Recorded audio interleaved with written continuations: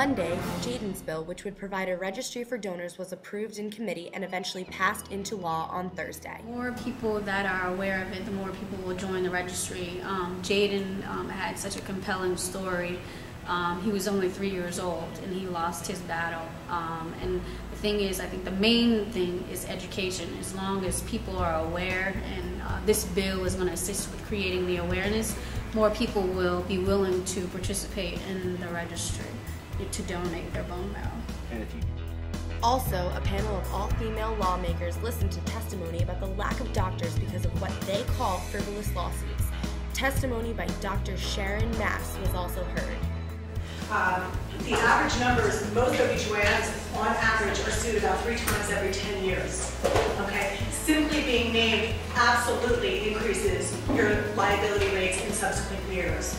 What that rate of increase is depends on your insurer, but there are people who can go up by 10s or 20s or double of their rates based on simply being named in a suit, even if they are never found liable in that suit. Tuesday, our own Kevin McCardle spoke with Speaker Sheila Oliver about restorations to the budget and her opinion of Governor Chris Christie. Now we are looking at some potential restorations to things that have been cut. And we're being responsible in terms of identifying for the governor's office where we believe we can realize some savings in places so that we can bring restoration back for some initiatives. Christie is a very personable kind of a person. He is the kind of person, politics aside, you wouldn't mind hanging out with on a Friday night. Kevin McCardle also interviewed the New Jersey chapter director of the Sierra Club, Jeff Tittle, on the environmental impacts of Christie's cut. And under this budget, they're really cutting most of those programs. And so not only does it hurt the environment, it actually hurts the economy. I think the parks are in bad shape, whether or not there's a shutdown. They cut the parks budget by about 40%, so parks may be open this summer, but there won't be any programs. Wednesday, Jeff Meyer and Jeanette Eisenman discussed the primary elections pending results.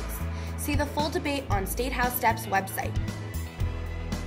Wednesday, Save Our Sensible Safeguards opposed any legislation to prohibit New Jersey state agencies from adopting any new regulations that would exceed the government standard. I am really totally disgusted that we have 2 Democratic legislators from shore areas, Jeff Van Drew, Cape May County, John Versacelli, whose district is the 3rd district along the Delaware River, where oil has been lapping on the shores of that district on a number of occasions, including a major oil spill a couple of years ago.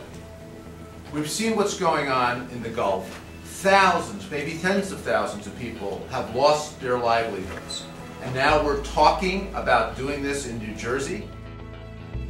Thursday, Kevin McCardle interviewed Republican State Senator Tom Keene and Democratic State Senator Paul Sarlo on the conclusion of the budget. It's unprecedented that the minority party would be asked to lead in this endeavor, but if that's the decision of the majority party, then we're certainly happy to introduce the bills, to support the bills, to move forward and find real solutions that will allow for long-term growth and affordability for the state of New Jersey.